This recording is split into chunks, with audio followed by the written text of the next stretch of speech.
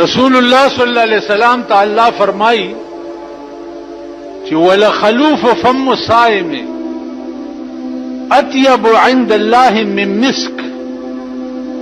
د روزدار سړی د خولې وږمه چې کومه ده، د لوږې نه چې په کوم خوله کې وږمه پیدا شي، الله وی دا وږمه ما باندې د مشک او د عنبرو نه مخه لګي. ته خو د خپل خوله د یو غریب سړی خان ته ورنږدې کې او داسې داسې دې ورته وکړي، خان به وچ د خوار که خوله کې د غول نیولي وایي به ورته که نه. او الله څه وایي؟ ولخلوف فم الصائم اطيب عند الله من مسك. د روزدار د خولې وږمه چې ده دا ما باندې د مشک او د عنبرو نه مخه لګي. لعنت ته په داسې قوم وي چې د الله د شفقت ته وګوره، د الله د رحیمانه او کریمانه نظر ته وګوره، د الله د مهربانو ته وګوره، او د انسان د بغاوت ته وګوره.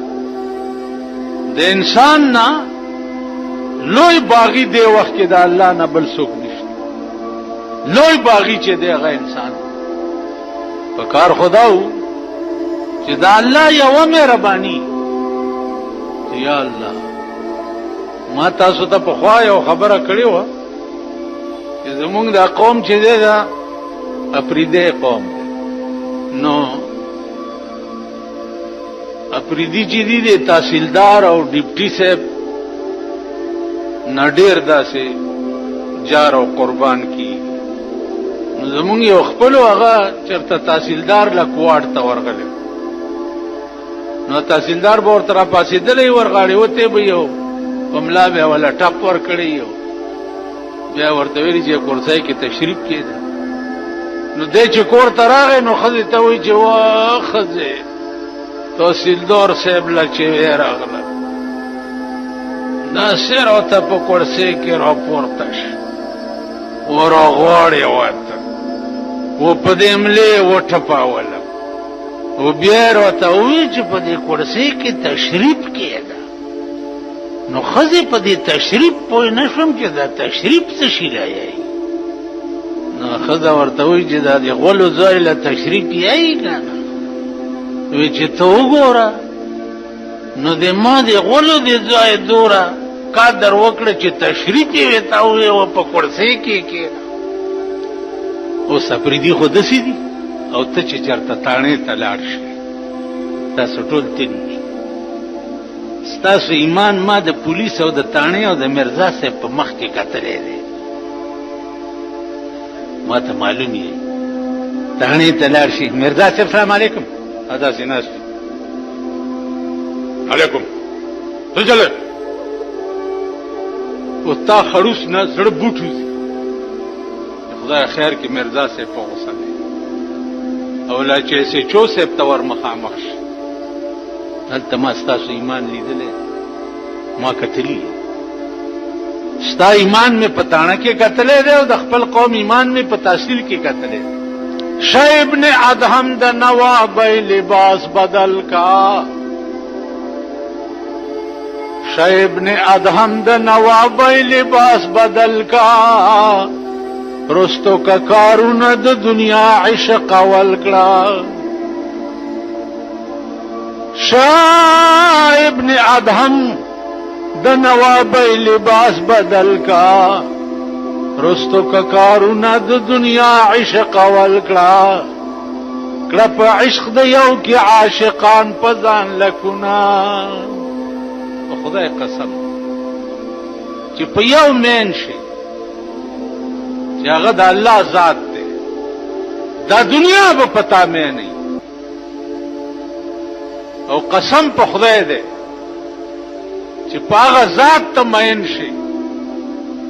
د دنیا به د مثقال ذرې عمره پروا نه لري. د مثقال ذرې عمره تاسو خیال را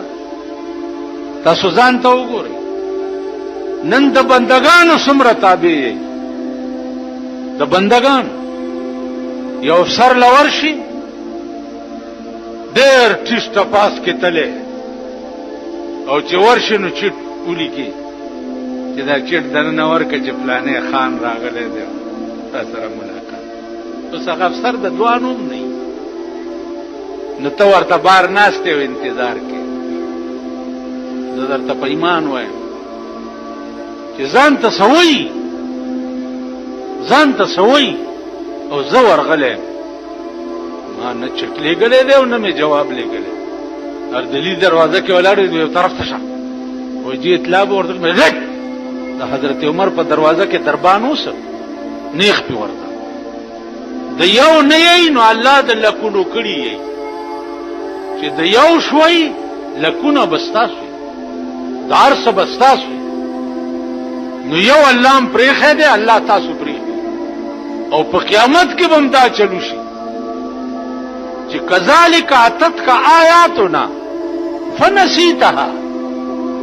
زما قانون درته راغلی او زما قانون تغییر کړو او پرېوښو کذالک الیوم تنسا نن مام ته پرېښوې او هیر مې کړې چې تا زهر کړی او ما په دنیا کې نو ما ته هیر کړې الله دې امان راکړي چې د قیامت غوندې سخته ورځي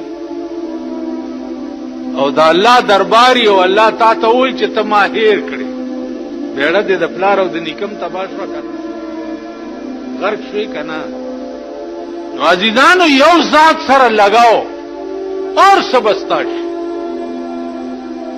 ما تاسو ته دا خبره کړې وه چې الصوم لی وانا اجزي به